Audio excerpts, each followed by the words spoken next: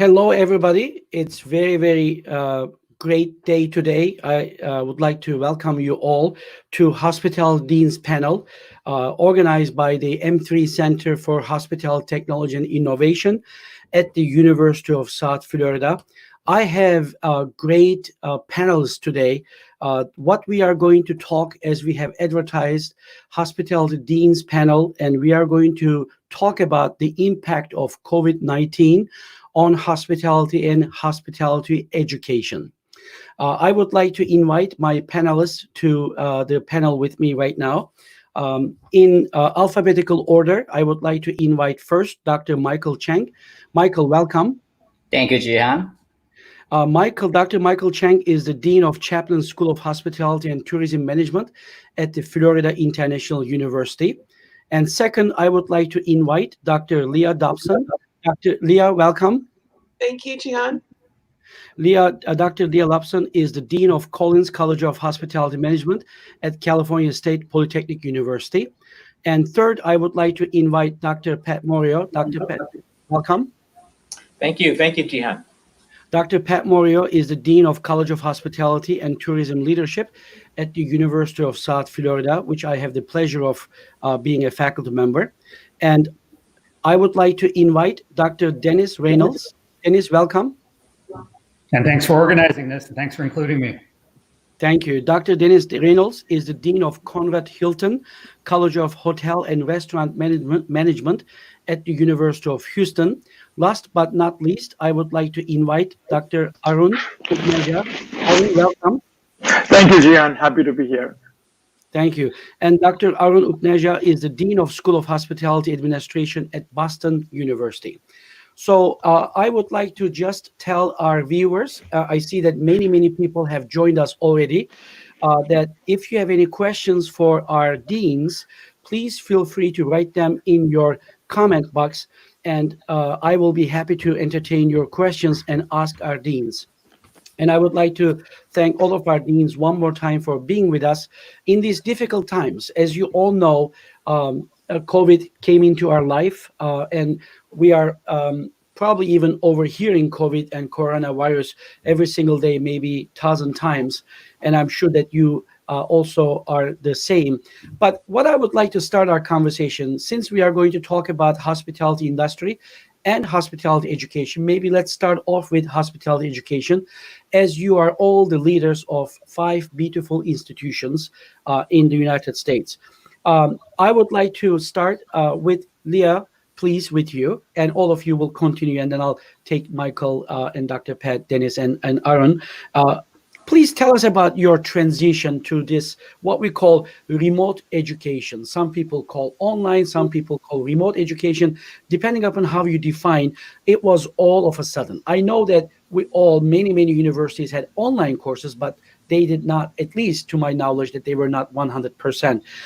Did you have any major problems? Leah, let's start with you. How did you tackle this issue?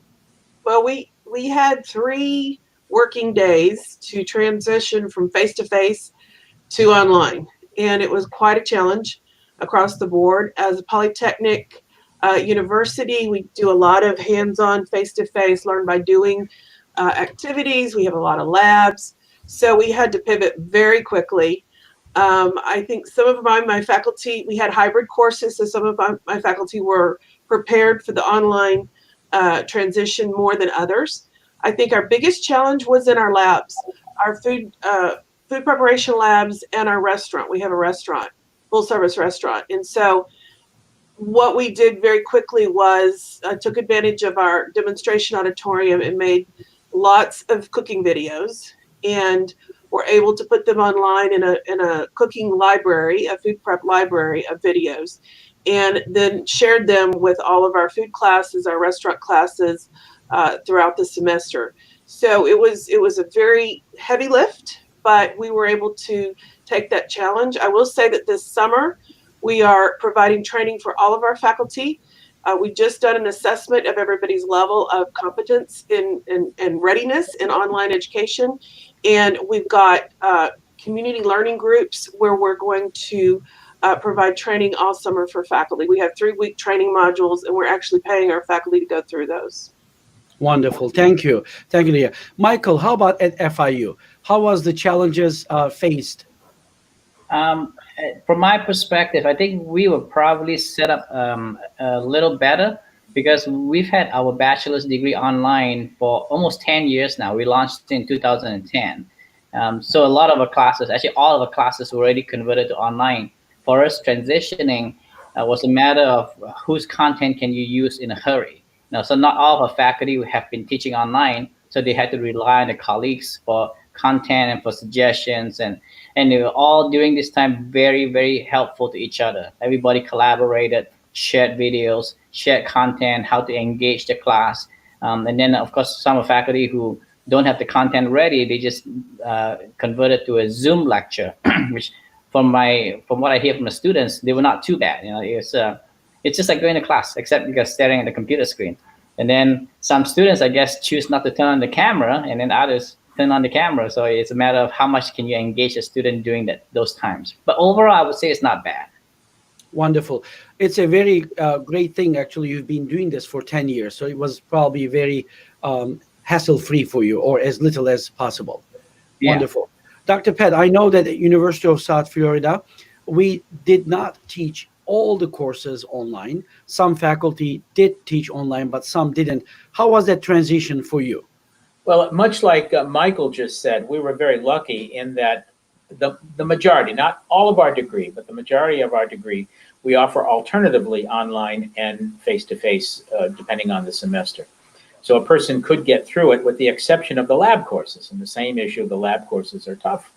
So first of all, the folks who are used to doing it online helped the folks who weren't so used to doing it online. And that was really good. I mean, Dr. Faizan Ali, you, Jihan, were very helpful to the faculty. Our college is headquartered on the Sarasota Manatee campus, which happens to be a very small campus. And we have a tremendous e-learning office here. So they were a big help. As far as the lab courses, we were, it was in March, so we were more than halfway through our 2 major lab courses, and we were able to make that work. But Leah, like you, what we're doing now is exactly the same thing. We are recording every week in preparation for our intro foods course, so videos and so forth. Although I know there are some online, the faculty felt they should be coming from our own lab so they could see them there. And then the other thing that we haven't completely figured out yet is in the fall, and we don't know yet, but in the fall, if we're going to have to do much online with excellent delivery, the restaurant operations class becomes a challenge. And not that we can't do it, but we're looking at simulation as a possibility for that. And I know, Michael, you've done a lot with simulation down there too in Miami. So that may have to be something we'll rely on, but we're playing that one by ear, but preparing for it. I see. And I would add to, for those restaurant operations class, what we're considering now to are substitutions of comparative classes that we have taught online. Right. We've taught catering management online, and we felt that's a good substitution for an advanced food production class where they do the restaurant operations. Yeah, good choice. So I guess innovation is likely to happen, right? When you have no other choice, you got to do it. Dennis, how about at University of Houston? You have a big college there. I should have asked you the number of students, but how did you tackle this issue? Well, we were very lucky that we have great leadership. So the president and the provost actually closed the university and said no teaching for a week to allow all faculty members to gear up to get online. And it was amazing. I've never seen a group get together because we had some faculty members, just like the rest of you, that could teach online, that have taught online. And then we had others who had no idea what to do. So it was a total team effort. There was so much working together. It was rewarding. And, really the complaints were minimal from students. The ones that went home and that were international, there was always the time issue. But it went extremely smoothly. And then it just transitioned into summer. All our classes this summer online. And then fall, we'll see. Wonderful. Thank you, Dennis. Aaron, how about at Boston University? So we were actually very fortunate as well that all of this started really coming to a head when we were on spring break. So right at the very beginning of spring break, we kind of were given strong hints by the university that we might be going fully remote after the spring break is over. So we prepped the entire spring break to make sure that students did not miss a single course period. And by the way, we call this remote and not online because online has implications of being asynchronous. So we are remote and we are live and we are synchronous. So there were a few issues that we had to go through. One of our faculty members who teaches accounting and finance likes to fill up all the blackboards. And so how do you do that? So we just had a whiteboard shipped to his house. And also what we did is we got some tablets, Wacom tablets, so that all the accounting, finance, and revenue management faculty could sort of simulate the writing on the board. So that the whole process went very, very smoothly. A few faculty came to the building and taught from our classroom, but the rest, everyone else taught from their homes.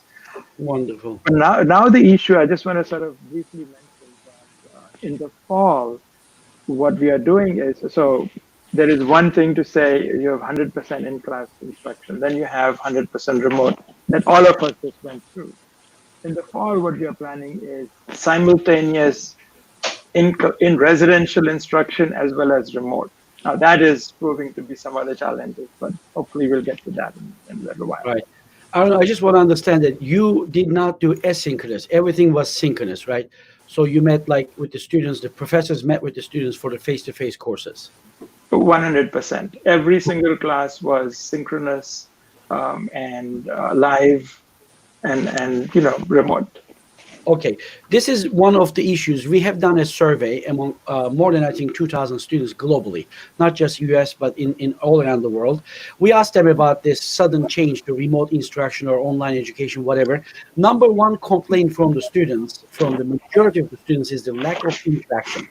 Some students said that the faculty members just put the PowerPoint slide onto the Blackboard Canvas learning management system and let the students handle by themselves.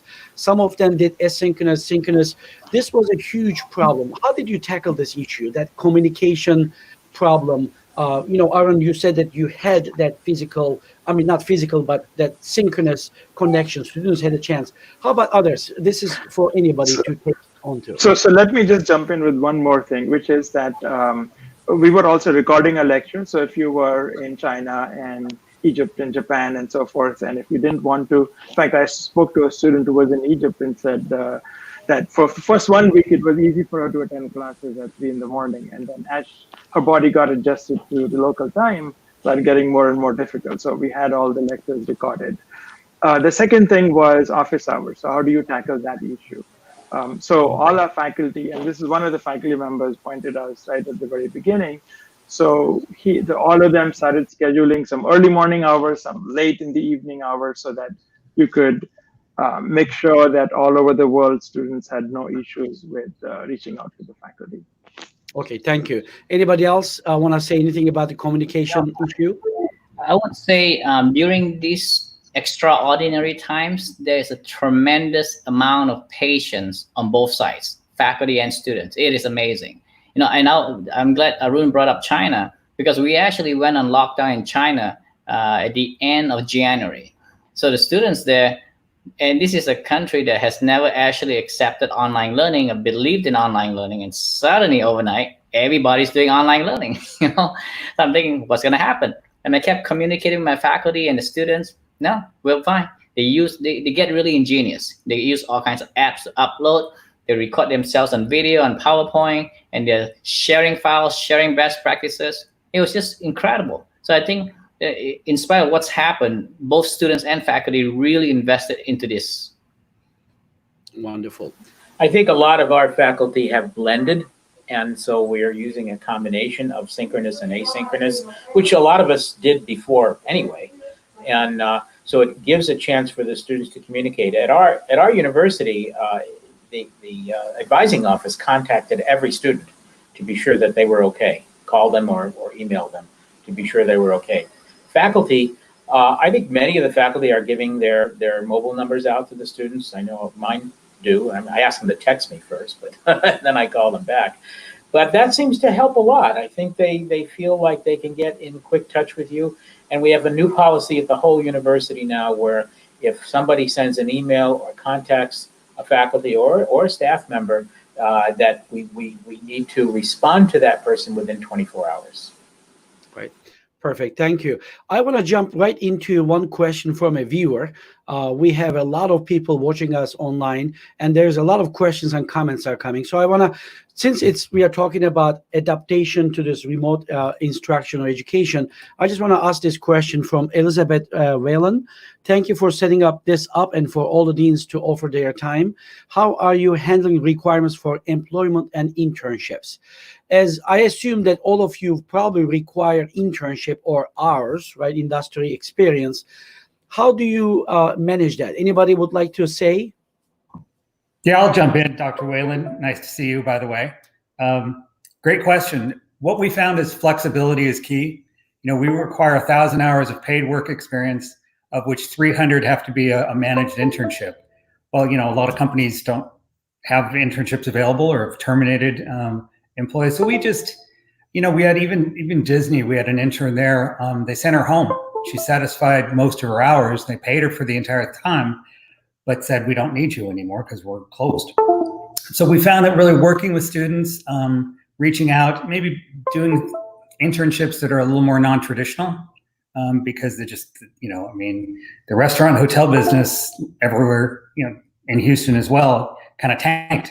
So we just, we really worked with students and maybe not turned a blind eye, but just we're more flexible and just really did to help our students. And I think they appreciated it. And also, you know, we talked about communication. What we found is through these struggles, the communication was almost better between faculty and students, especially as the semester went on. What we observed is people were lonely.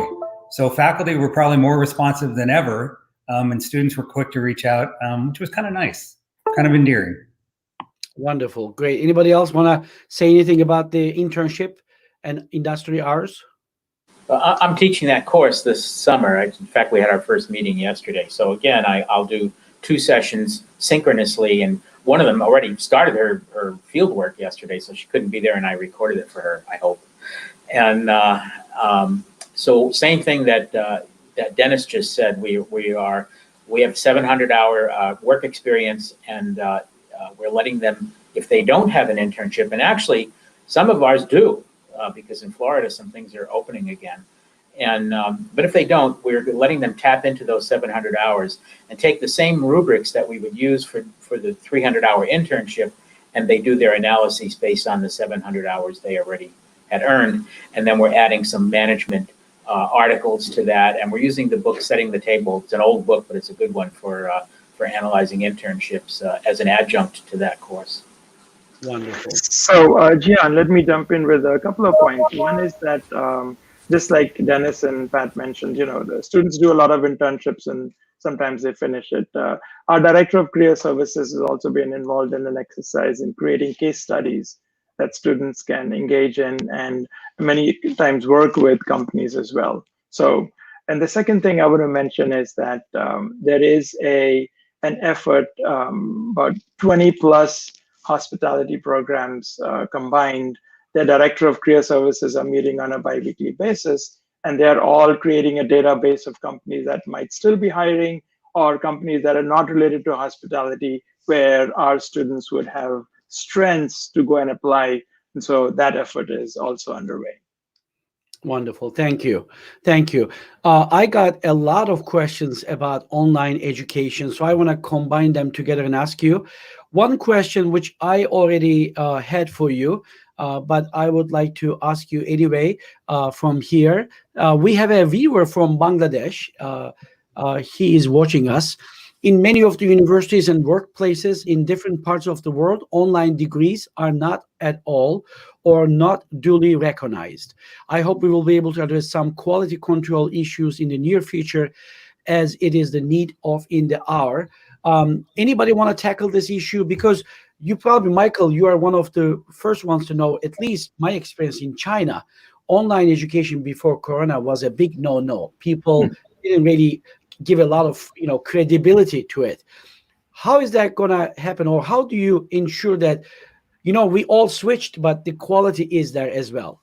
I think the way we do the outcomes assessment to show that it is quality, and speaking of quality, I think FIU has the largest number of Quality Matters certified courses for online. So those kind of certifications and the way we share that message really makes a difference. FIU Online I think it's about 10 years old now, maybe more than that at FIU, and they have a big giant machine that really focuses on quality and really helping us disseminate our courses out there into the world. Leah, how about you? What do you do in Cal Poly for quality issues for online education? Well, we're also using Quality Matters right now, and we're accessing outside high quality teaching tools for our faculty this summer. And we're also taking faculty who have expertise in online education, and they are teaching other faculty in faculty learning communities. So we're working very hard this summer to make sure that we are building in quality to all of our classes, as we will be likely all online in the fall, or virtual in the fall. Right, California. I guess.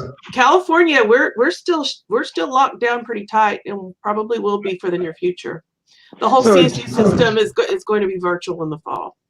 All 23 campuses. Jihan, so our perspective here, I mean, we don't have any online programs like, some of the other universities have. So with this switch, what we are doing is we are doing simultaneous residential and remote instruction, which means the faculty member is live in the class with some students, and there are some students that are offsite.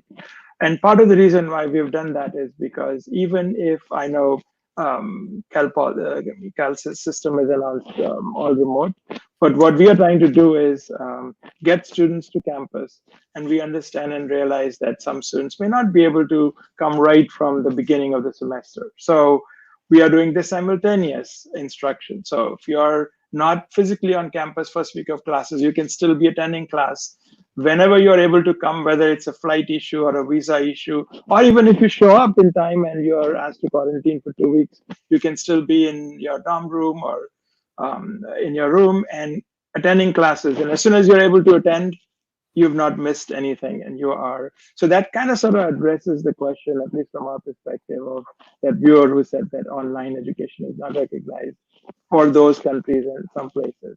We are not online. We are remote and live, and as soon as you're able to come, you're in class. Wonderful, thank you. I would like to continue. Many questions are coming. Unbelievable, very nice. I want to read them to you quickly, and then if anybody would like to answer, please jump. Bonnie Kantiani says that, do you anticipate an emerging or growing market for online educator skill sets? And what might change regarding your hiring faculty in the future in reference to online teaching? Do you think that this is going to be an issue in your future hirings? Are you going to put, if not already, in your job description that must have experience or in online teaching? What is your thoughts about that? Anybody, please. Well, I can jump in on this. We were very fortunate at the Hilton College. Several years ago, we launched our online executive masters. So this is for executives in the industry who want an advanced degree. And what we realized right away is this had to be a fantastic program, because if it wasn't, there's so many online programs out there. But the credibility. So we interviewed the first cohort. We had an executive at Hilton, of all places, in our first cohort, and it was great. The feedback. And we've taken a very strict approach. If you're not just knocking out of the park, then you're not invited to teach in the program again. So we're kind of taking those skills that we learned and then translating that. And what we're finding is junior faculty, new hires, have either taken classes online, so they've got the experience, or have taught online. So the learning curve is not very steep for them. And the university is offering great training. And because we have so many faculty members within the Hilton College that are so good at online teaching, it's kind of a no-brainer. Wonderful. Anybody else in terms of hiring faculty in the future, how you are going to change if you do? I think beyond beyond having previous experience teaching online, it's also the cognitive skill set to be able to function independently in an environment that's fully autonomous. When many of us started working remotely, it's like, hold on a second, I can't talk to the people next door anymore. So those kind of things. So do they have that skill set to be self-disciplined, to be self-aware of what helps them get through, to manage the project so the work gets done? So that's, to me, is also important. Right. I guess it's not just the educators, but also students as well, too, right? To be able to perform some functions online and without maybe too much structure, right? Mm-hmm. Self-discipline, etc. Ellen Garcia have said this, a comment I would like to read to you. Great panel. One of the most important things is making sure that students feel they are getting the same time, attention, and care via Zoom office hours as we would in person. So probably we would agree, right? It's just the attention, that care. And as you said, I think Michael or Aaron, one of you said about everybody has patience now. It's not like all time. So both parties have that. But when people see that the genuine care that you show, I think it solves a lot of problems. Normally, I know Leah had to go because she had a meeting with the leadership of the university about the matters. She had a question herself, but I would like to ask this to you. And Rachel Chin said that, hi, Leah, but this is to all of you. Thanks for your sharing. Want to know when you put faculty's cooking videos online, is there any intellectual property concern or personal image concern? Do you guys do anything like if you put any of your courses, the recordings online, not just cooking videos, but for example, me, when I lecture my classes, I post them on YouTube. Not just for my students, but for the general good. Whoever wants to learn about hospitality technology, I personally don't have any concerns. But what about your faculty? Did you have this issue come up? So this issue did come up at BU extensively, and part of our decision matrix was that we are going to post all the lectures. We are going to record, but we're going to post them on Blackboard. And as soon as the semester is over, those lectures disappear. No one has access to them anymore. So to that extent, we were alleviating any intellectual property concerns and sharing the lectures widely. Okay, thank you. Anybody else? Our recordings this week, we started. And actually, this is good because I haven't talked to them about this yet. This might be a good issue for me to bring up with the folks who have done that. So thank you. At FIU, we put ours on Canvas. And just like Arun said, after the semester is over, they no longer have access to that. But I do remember one of our culinary instructors, when we went remote, what he did was he did the video himself, then he posted it, and then he asked the students to show how they want to make that same dish, and then to share it on their Instagram feed. So I thought, well, that's brilliant, and that didn't seem to be an issue with the students. I mean, when you give students the opportunity to show their skills online, many would jump at it. Right. Perfect. Thank you. I would like to jump to another question that several viewers have asked this question. I had a repair issue in my home this week, and I had to invite several people to give me an estimate. So when they come, some of the people ask me, what do you do? So I tell them I'm a professor. Where are you, professor? And I said, I'm in hospitality college. They say, ouch. Oof. Wow, that's a tough industry, they say. And here's one viewer, and there's a couple others earlier. Oren Hertz, thank you for all this meeting. I was wondering what your university is doing to sustain full enrollment for your hospitality program.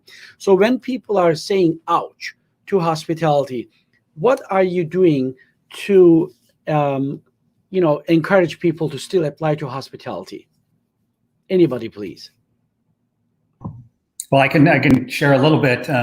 We're very fortunate. Our summer school enrollment for our college is up 10%, which is phenomenal. So what we did is we offered introductory courses to get those students who would plan to start in the fall to start early. That said, we're going to take a hit in the fall for exactly those reasons. So what we're doing is we're really marketing mostly to parents, saying this industry is viable. We'll get through this just as we have other problems in the past. But the opportunity is really are greater today than they've ever been. At our career fair, it's amazing. We're getting rental car companies coming because they realize that it's a service industry. So really to communicate that it's not just hotels and restaurants, but it's all things service related, and that those opportunities are out there. We still have the name of hotel and restaurant management, but really we're so much more than that. But really the purpose or the goal is to communicate that, especially most of our students are first time in college. So it's critically important to say this is a great industry, but it's taking a hit right now. Right. Jihan, there are two things. One is anytime people say that, look, this industry is, this is in so much trouble. I actually think that is a silver lining because as all of us deans and people in the hospitality industry know, we don't get a lot of publicity for the careers that are. But now, with everyone stuck to their home, everyone is realizing how important travel and tourism and restaurants and movie theaters and the entertainment industry is to our everyday life. So I think even this is, in my mind, highlighting how important our industry is.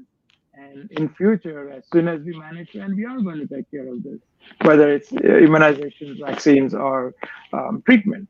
Once we take care of it, everyone is back out in the streets. And if anyone wants any evidence, all you have to look at is places like Wisconsin, where the Supreme Court overturned the governor's decision, and instantly people were out to restaurants and bars and shoulder to shoulder. Now, public health experts are cringing at that, but as soon as things are better, people will be out, and this is a great industry to join.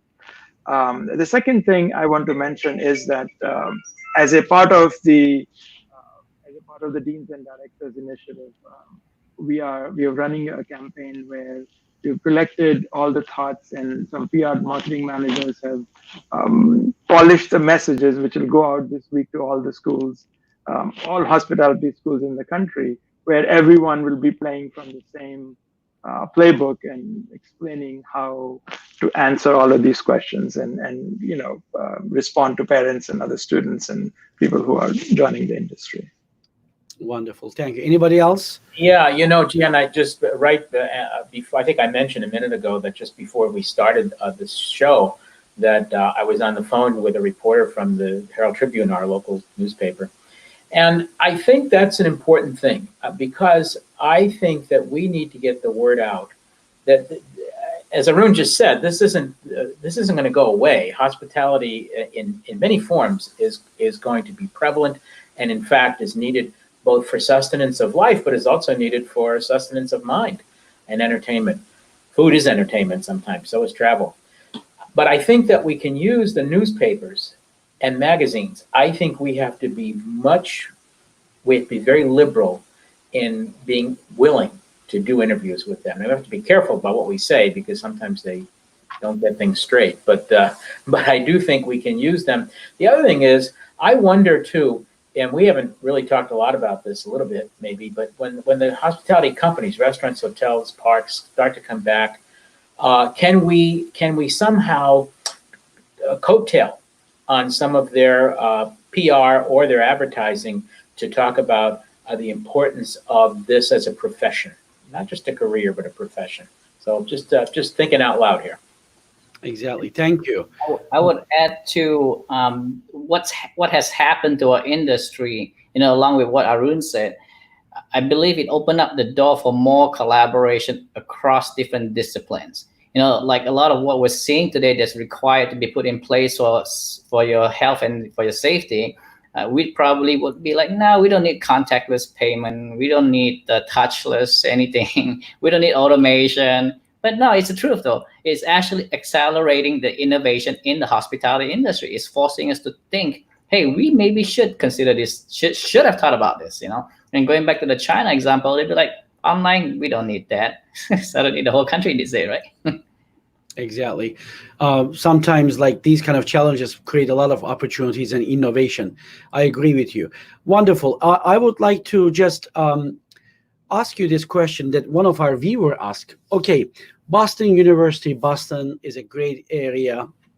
Michael Miami is the Mecca for hospitality, such as Sarasota also. And Dennis, Houston is a big city, many hotels, restaurants, hospitality. So one viewer is asking this question. So think about what I just said and said that. So the first part is a comment, minimal complaints from students with distance learning platform. Looking ahead to summer and fall, this might change. Have any students suggested a reduced cost for online courses? What I'm trying to get here in this viewer is that if it is online, what difference does it make if I go to FIU versus Boston University or University of Houston? The courses are all going to be the same. What is your thoughts about that? If this were to continue and we would just continue online education? Well, I can answer that to a certain extent. For the summer, the University of Houston waived all fees, direct fees related to courses, not if there's a course fee for food or anything. But that saves students a lot of money. I don't know if that's sustainable, but there has been some discussion, particularly for out-of-state and out-of-country students. But if it's going to be online, but I'm paying out-of-state tuition, why? And that's come up, and I think we're addressing that and looking at hybrid models so that there is some benefit. And right now, the University of Houston will open in the fall. So students will be welcome, the dorms will be open from what we're hearing right now. So I think we're not going to have as much pushback. And I think as long as we maintain the quality of the online education, we're not going to get a lot of complaints, but that's critical to all of us.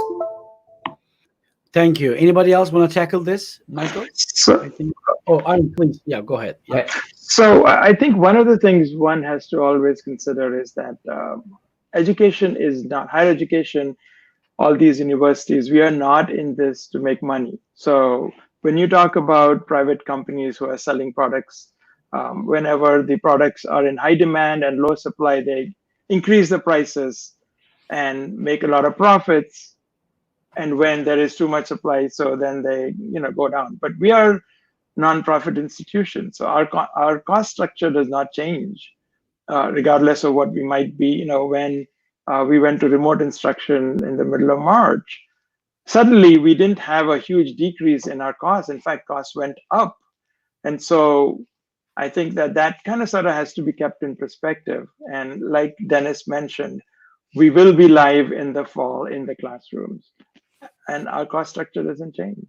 So Thank you, Aaron. Michael? I would add, I know the provost and the presidents and probably all of Florida is having the same discussion about not charging the online fee. I know we didn't do it for the summer, but in the fall, I think they're proposing another different alternative to it. But, similar to what Arun said, though, when you don't have students on campus, you lose revenue. The university loses revenue that would have come from the housing, from food service, from concessions, from the football games, athletic sports. So all of that somehow has to be made up in different ways. I'm not sure the universities has the kind of business model set up to increase tuition prices like this. I think we just have to find a different revenue stream to offset the expenses. Right. Yeah, right. I think you make a great point, both of you, Arun and Michael. I would say that we have also had that same question asked of us, particularly since our faculty under Jihan's leadership made a decision a month ago to move our master's degree to be completely online. We're trying to transition to it over the next semester, but by the spring we'll be completely online. But then the question comes up, well, if I'm taking this online from California or from Mumbai, why would I pay out-of-state tuition and the same person from Miami is taking it online, or Clearwater, or wherever? We don't have an answer for that, but I think it's a question that is not going to go away, and I think it's one that's going to become increasingly poignant. But as you said, Michael, what are the financial models to support decisions we might make? And I don't have an answer for that. Right. Thank you. Very interesting discussion. Again, we are receiving a lot of questions, so we have about 20 more minutes left. I will try to feature as many of them as this is one of the reasons why we are doing a live panel, to be able to entertain questions from the audience. One of our viewers are asking, could you please share your recommendations and measures to be to control in online exams? ProctorU type of solutions are very costly for developing countries and institutions. Are there any thoughts about how you handle the exams in this online environment? Anybody?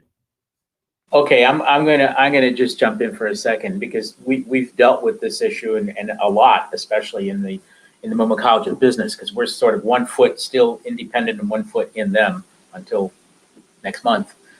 And so people have used Proctorio here, and you're right, it is expensive to use that, both for equipment and the programming itself.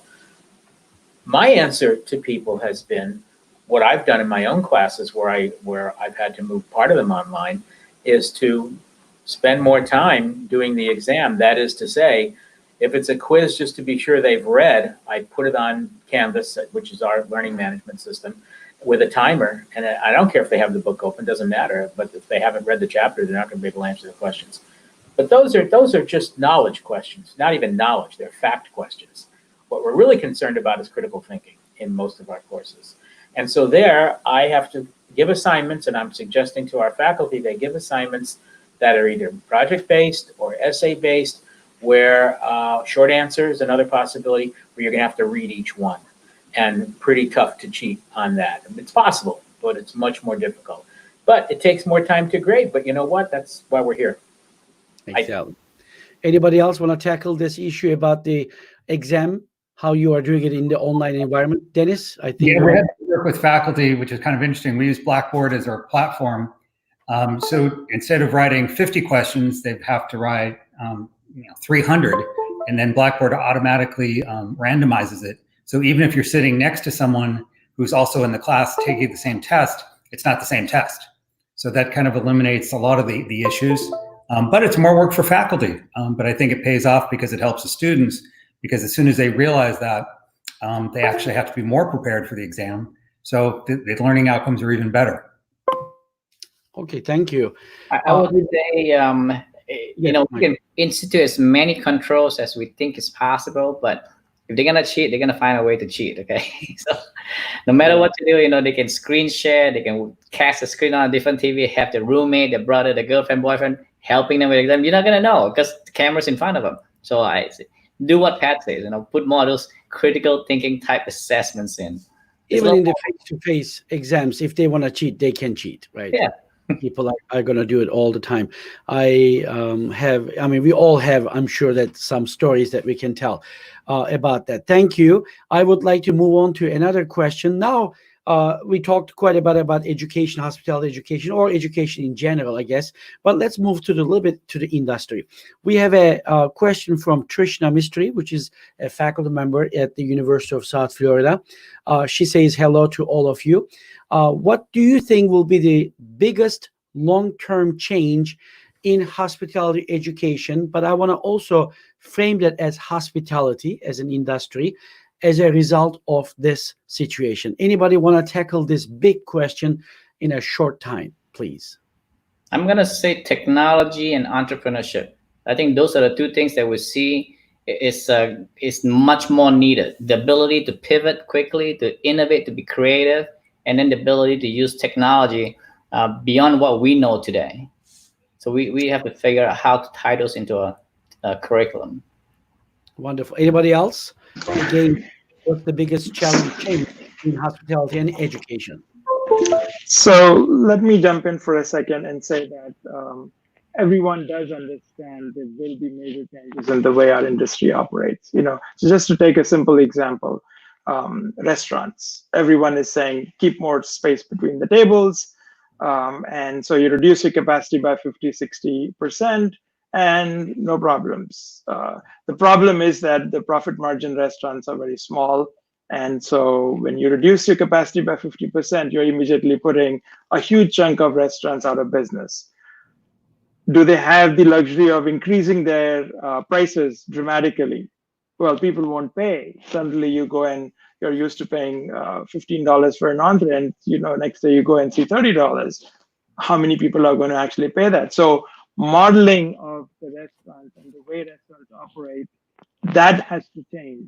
And so that has to necessitate a change in our education, because we just can't go on teaching an industry that is undergoing fundamental changes. So I think as educators, we have to dual responsibility. One, keep a very close eye on what's going on in the industry so that our teachings are reflective of that. But I think we have to go a step beyond and anticipate what the changes are going to be, and then make sure that our curriculum is supportive of that. Wonderful. Thank you. Anybody else? Yeah, I would add that I think is critical. Really, what this pandemic has done for our industry is kind of fast forward us for 5 years, because we can't do the same thing we've always done and expect different expectations. Arun's right, we can't raise prices. So what are we going to do? To that end, Hilton College will be launching a hackathon next month to get best practices of what can we learn from each other around the planet to help the rest of the industry. And we're going to challenge students in groups of 3 to 5 people. What can we do without increasing expenses, but that can increase the service experience and the service encounter? And I think I'm very excited, because the students are way smarter than I am. So to see what they come up with, and then to share that, because I think in the past we viewed each segment or each entry in the segment to be kind of closed and not sharing. And much like we're doing here, those days are over. We have to work together, and we have to share best practices, and we can't work in a silo anymore. I mean, those days are gone. And to that point, Dennis, I think you bring up a great approach, because it's the universities, especially those of us in hospitality, should be leading the way on this, and our associations, and we should work with them, National Restaurant Association, AOHA, AHLA. And I think the message is going to be long-term for the industry, for the questioner, or I think it was Trishna that asked the question, is that people are going to be more prepared in knowing that we've got to have business disruption and disaster plans. I mean, I was in the Navy. We were on the ship. You can't call the fire department. The ship catches fire in the middle of the ocean. We're the fire department. And so you drill and you have it ready. And I think that's the same thing that's going to happen with us, is that even especially smaller places have to have plans in place, because things are going to happen. Florida, I mean, we know hurricane season is coming. Well, we don't want to say the H word, but it's there. And so, we should have plans for other disruptions besides those annual ones, I think. Thank you. Anybody else want to add anything to this question about how the industry is going to change in education? I have more questions. I would like to bring some of them to you. Actually, speaking of Dr. Pat and Michael, you said that, or Dennis, like hackathon, which I love that idea, by the way, very, very good. What other things that when I say your colleges, your faculty as a group have done to help the industry? I know you are all doing different things, but can you please give some examples of how your colleges have done to help our industry at these difficult times? Anybody? Well, I can chime in here, because we were a little bit different. A lot of colleges were doing webinars and all kinds of things. Well, we went kind of a different direction, and we established a repository of all articles, podcasts, webinars, anything related to our industry as it pertains to the pandemic, and then shared that globally.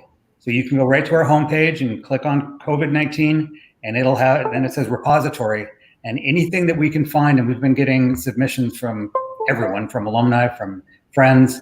And so there's one place you can go. So whether you're in restaurants or hotels, we've kind of covered all segments. And a lot of the articles are how do you re-enter? How do you hire the best employees that you've just terminated? So that repository has just been paying huge dividends, and the number of hits we're getting is staggering. Wonderful. And Dennis, for people to go into that one, University of Houston, Hilton College, they can put this in Google, and then it's on your college's website? Yep. And there's a tab right on the homepage that said COVID-19, and that'll take you right to the repository. It's completely free. I mean, at the end of the day, we have to work together, and we want to do everything we can for the industry, because the little mom and pop restaurants, they're not going to reopen. So what do you do in terms of real estate finance? It's a new model. So we just want to do everything we can to help the industry. Perfect. Thank you. For us, it's the 3 R's: the relief, recovery, and then resilience. So we launched a relief fund right when this pandemic hit, and we used $500,000 from the Southwest Wine Food Festival proceeds to jumpstart the fund, and we raised up to as of today over $1.5 million. And it helps these independently owned and operated restaurants and bars in the 3 county areas, Miami-Dade, Broward, and Palm Beach area. So we, by my estimation, have probably 8,000 employees who's been impacted from this relief fund. And then the second part of it is the recovery phase. So we just launched over the weekend Bacardi Teach. So we're starting to put the content that we have that it originally would have been for professional development, and then people pay for it, but now we just open it up for free. So we developed these new modules, online modules on mixology and spirits, and put it out there for free. And a lot of schools are doing the same thing too. And then the third one is the resilience. And that goes back to what Arun and Pat and Dennis were talking about. We as hospitality educators and leaders, we need to support the industry. So these messages of positivity, of passion, and how we're here for you are really helping. Because we always ask them to support us, right, during good times. Now it's our turn to support them. Maybe not every university has the funds like you do, Michael. You are very lucky with the wine and the food and beverage festival there. But that's great. I'm very, very appreciative of the efforts that you're showing from that angle as well too. Anybody else want to chime in on that, how you help the industry? I know, Dr. Pat, you have done, our college has done quite a few different activities. And of course, ours, as Dennis has said, a lot of places have done webinars, and that's what we've done. Starting with our board of advisors, which was great. And thanks to you, Jihan is our technical guy. He's fabulous, besides being a great researcher. And so we were able to broadcast that internationally. And we've done some focused webinars, interactive webinars like this, one on food and beverage, and we'll have one come up soon on digital marketing. So those are things we think we can do to help. We're kind of poor. If we had more money, we would do more with money, but we do it in other ways. Perfect. Thank you. Anybody else? Okay, we've got 10 minutes left. I want to entertain some more questions. This question is interesting, and I also am curious to find out if you thought about this. Stefan Cosentino, I hope I am pronouncing the names right. Thanks for organizing. Other than summer courses and internships, can the panel share suggestions on activities that may be employed during summer to keep students actively learning and engaged? Are there any things that are other than the courses like this person has asked to keep the students engaged? Any ideas? Let me jump in. Hello, Stefan. Good to get a question from you. It's been a long time. So one of the things that we are doing is we are creating groups of students that are going to be doing analysis of a specific segment of the industry, whether it's hotels or restaurants or whatever is of interest to them, and we are going to be putting it up on our website. I think similar to what Dennis said, doing a lot of analysis, making these groups to see, not only keep them engaged, but also to provide some value add to the industry. The other thing we are doing is we are trying to pair up students with younger alumni, many of them who have been furloughed from their companies. So we are trying different things to keep them engaged. Great. Anybody else want to chime in on this? Any activities for the summer besides courses? I think one thing that we've discovered today is that it seems to be a lot easier to reach out to these top executives, alumni or non-alumni, and get them to join a Zoom call. In the past, we're like, hey, you want to come to campus to do a guest speaker series? No, I don't have time, or we keep shifting it. But now, hey, can you join a Zoom call? Yeah, not a problem. So what we did last Friday, we had Adam Stewart, who happens to be an alum, and for years, he's the CEO of Sandals. And for years, we've never been able to get the guy to come to campus. And he was on a Zoom call, had 165 students, and the students were so enthralled by him. It's just amazing. But I think those kind of things, you open it up and people will respond. Absolutely. Michael, that's a great observation, because we were halfway through the semester and I do the speakers course, and it was the same issue. There was no campus to come to. And The speakers were very happy to come, and the students were engaged. They came on synchronously, and if they didn't, we recorded it so that they could watch it later. But I think that is going to be, that's kind of be a future possibility for us to know that those speakers, A, are willing to come, and that B, the students can interact with them even if it's through a virtual platform. Great. Thank you. And I have a question here about this notion. People are suggesting that the industry, hospitality and tourism industry, need to create what they call Corona Safe certification. Do you think that there is a need for this, in your opinion? If yes, what would be the role of educational institutions like yourself have that, so that people will feel safe? Or, in your opinion, do you think that in few months, when Corona is out, people are gonna forget about it? Like Arun was telling earlier, that people understand how valuable this industry is. So travel appetite is growing. So people are not going to even worry about this Corona, social distancing, safety, security. What are your thoughts on that? Anybody, please? Yeah. So I have thought about it, but it comes down to us having the resources to actually be able to roll it out. And the reason I say that is when we were looking at, I was on a task force for the restaurants group in Miami-Dade County, and we started talking about this Corona Safe, not in that words, but certification and getting them ready and all the training. And it's like, wow, there's like 3,000 restaurants. How are we going to get around 3,000 restaurants in 2 weeks? Get them all trained, certified. They wanted it, of course, but it's just we don't have the resources to be able to do it. Now, I think if we partnered up across the country and developed it, and then maybe we could roll it out at that point. I see. Great.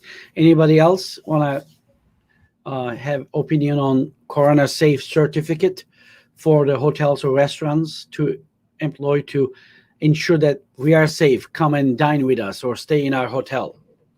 Is it realistic?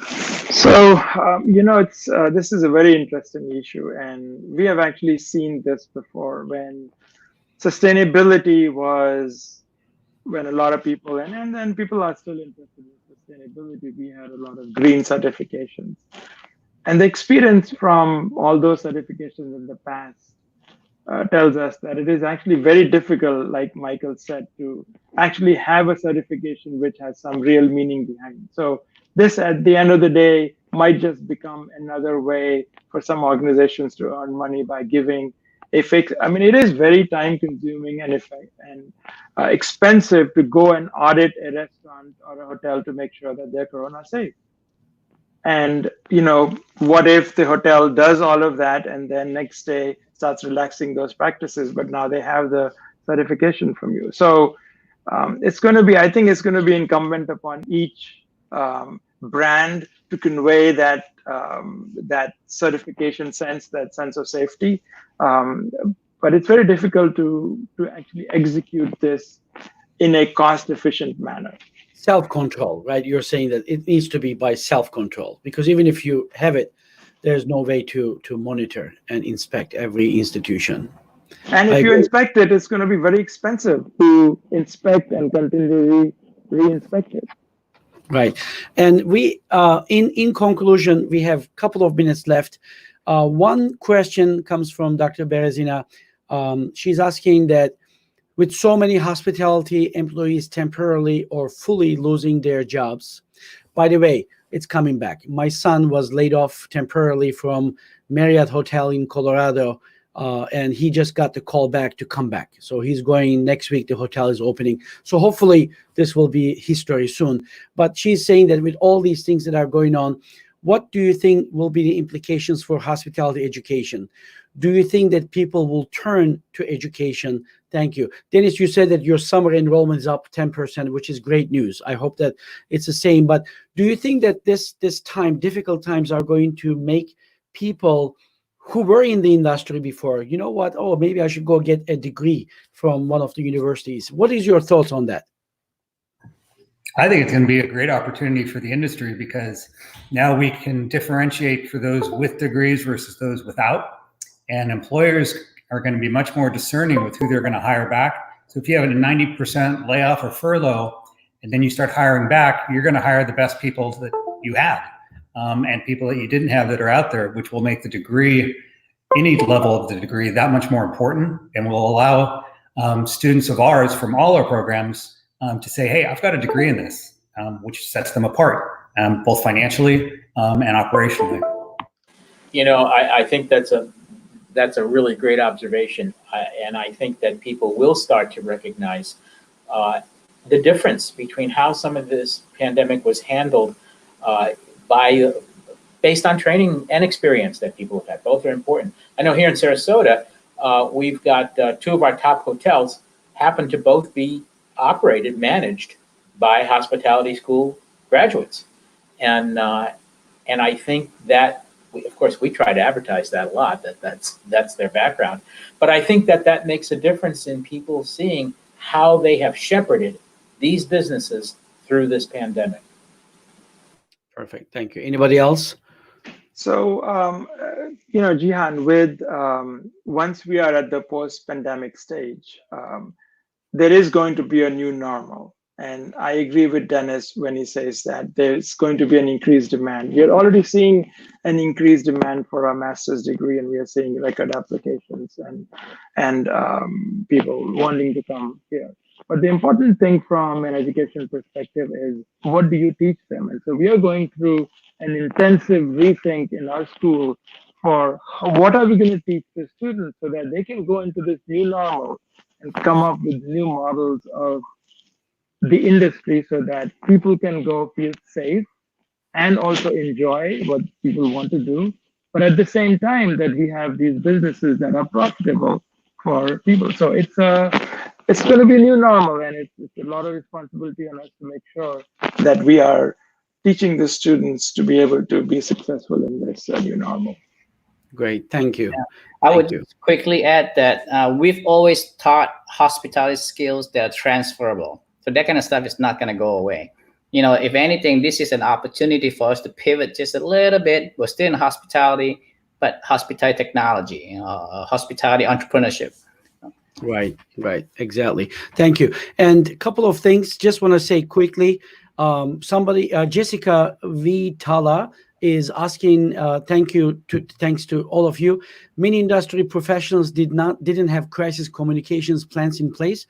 Do you foresee this component being added to curriculum, if not already there? Any quick feedback on this? Do you have any crisis communications business continuity components in your curriculum already? If not, do you plan to add? So we already had it in our curriculum, in our required communications course.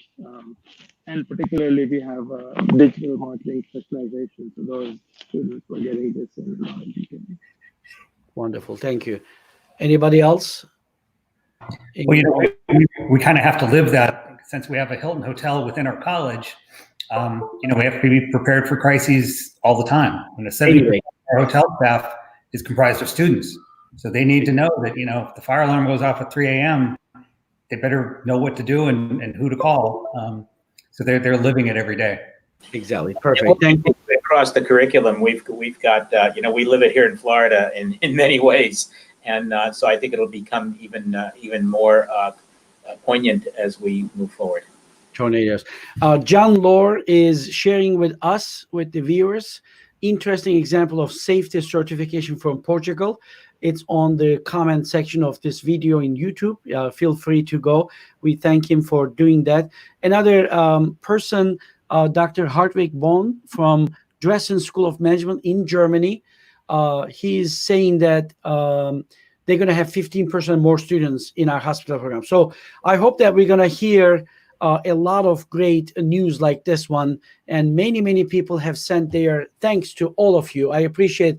I know how busy you are. I served as a dean for several years, so I know from the first time experience myself that I really appreciate the time that you have taken to share your insights with me and with the viewers that are watching this online live or from the recording later.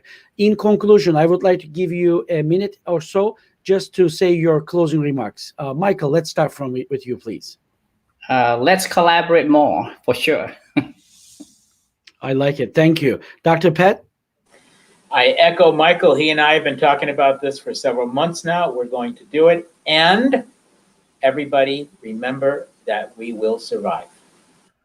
Thank you. Dennis? Please unmute yourself. Sorry. So first and foremost, thank you for putting this together. I think it was beneficial.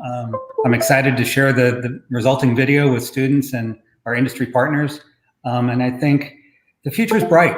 You know, we're going to get through this. We're going to come out of it stronger, different, but definitely better. Thank you. Arun, last part. So first of all, thank you, Jihan, for organizing this. It's been wonderful talking to my colleagues who I see on a weekly basis. So this already has resulted in a lot of collaboration among a lot of universities. And I think I agree with my colleagues that this just highlights the importance of our industry, and we are going to come out of it. And we are in a great profession. Thank you. Families are under incredible stress. Individuals are under incredible stress. And our students really all they want. Okay. I thought I heard something, but anyway, thank you so much. You know, this is normally not Zoom, so we don't get hacked normally in the StreamYard. But I again thank you to all of you for your time, and I would like to also thank all the viewers for amazing content, questions, and comments that they have done. I wish everybody a safe summer. To all of you, to all of your students and the students around the world. We hope to see you in person in one of these days soon. Thank you. Thanks, Jihan. Be safe, everybody. Thanks for doing this, Jihan. Good to see you all. Thank you. Bye-bye, everyone.